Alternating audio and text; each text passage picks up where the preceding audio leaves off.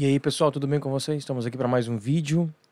Quero convidar você a se inscrever no nosso canal, curtir, compartilhar, comentar, pegar o link e espalhar para o máximo de pessoas que você puder.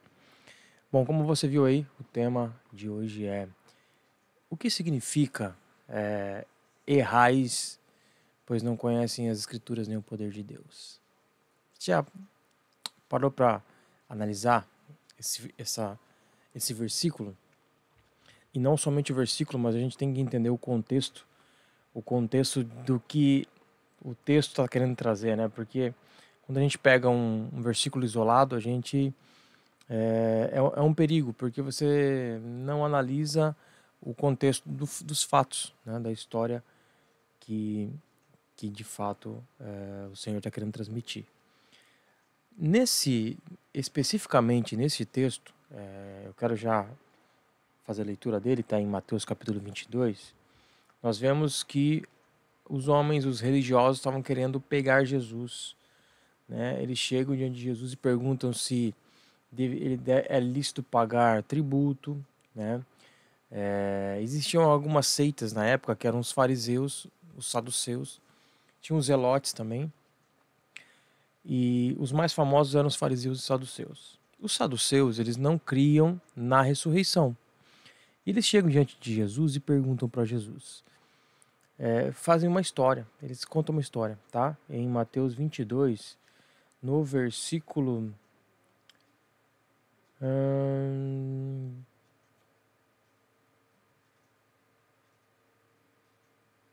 23, diz assim: No mesmo dia chegaram junto dele os saduceus que dizem não haver ressurreição e interrogaram, dizendo: Mestre, Moisés disse, se morrer alguém não tendo filhos, casará o seu irmão com a mulher dele e suscitará a descendência a seu irmão.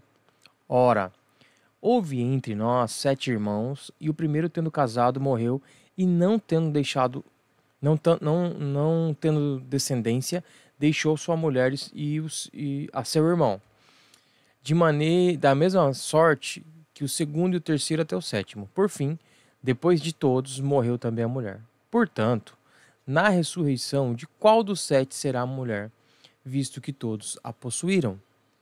É que tinha uma prática de quando, assim, se um homem ele era casado e não tinha deixado filhos, e ele morresse, a esposa dele, a viúva, então ela teria um filho, né? Ela seria dada ao irmão dele e teria um filho. E o primeiro filho seria como se fosse filho do falecido, tá? Para manter aí a descendência do homem falecido, tá? E essa era uma prática que acontecia no passado. No versículo 29, Jesus diz assim: Jesus, porém, respondendo, disse-lhes: Errais, não conhecendo as Escrituras, nem o poder de Deus. Porque na ressurreição nem casam, nem são dados em casamento, mas serão como os anjos de Deus no céu. E acerca da ressurreição dos mortos, não tendes lido o que Deus vos declarou, dizendo: Eu sou o Deus de Abraão, o Deus de Isaque, o Deus de Jacó? Ora, Deus não é Deus de mortos, mas de vivos. Então aqui o povo estava querendo... olha só, eles tentaram pegar Jesus de uma coisa que eles não criam na ressurreição. E eles tentaram usar aquilo que eles mesmos não criam para tentar pegar Jesus. Quando a gente lê o versículo 29, né, a resposta de Jesus, que eles erram por não conhecer as Escrituras e nem o poder de Deus, isso tem que acender uma luz na nossa vida, no nosso coração, na nossa mente. Por quê? Porque é de extrema importância nós conhecermos as Escrituras, né? Deixa eu pegar aqui minha Bíblia. Tá aqui. Ó. E o poder de Deus. As Escrituras são ensinamentos. Então a Escritura fala sobre a criação, fala sobre a história do povo de Deus, fala sobre a promessa do Messias.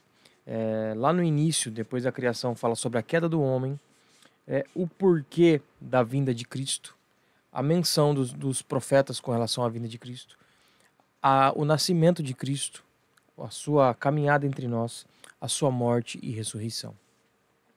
Quando eu estudo a Bíblia, e procuro conhecê-la, por mais que no início não consiga compreender muita coisa, porque tem pontos que são difíceis de entender, né?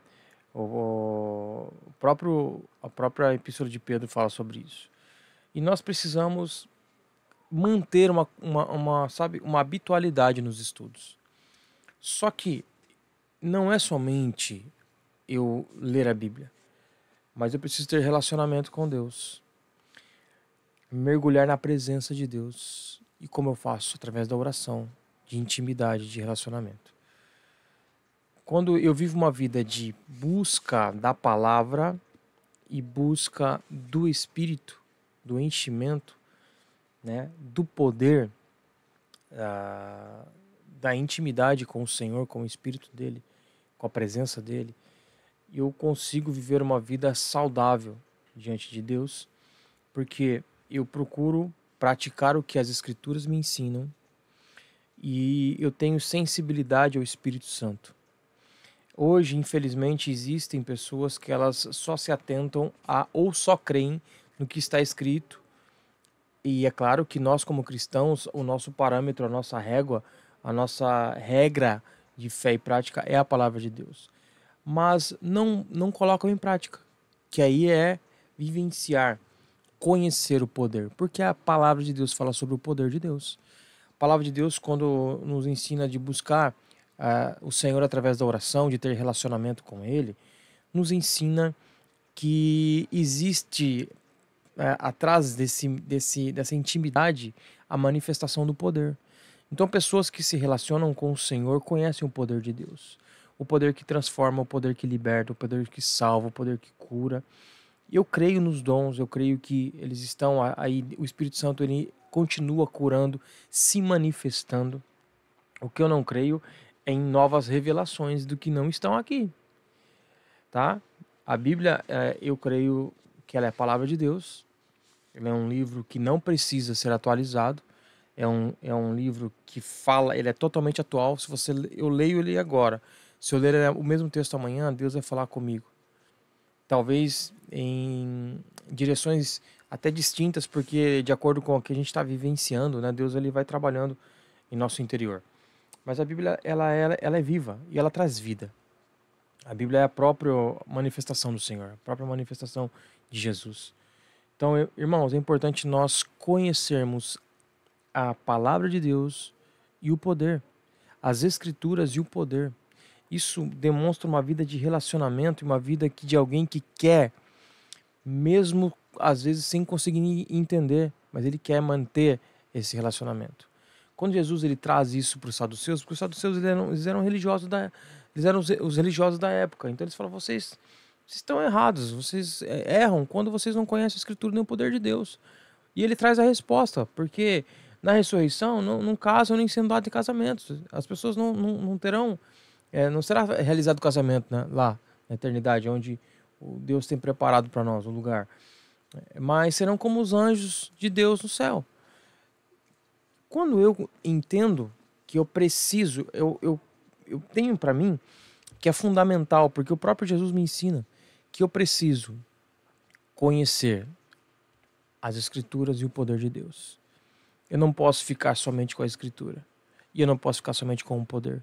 Tem gente que só quer vivenciar supostas experiências espirituais sem conhecer a palavra. E isso é perigoso.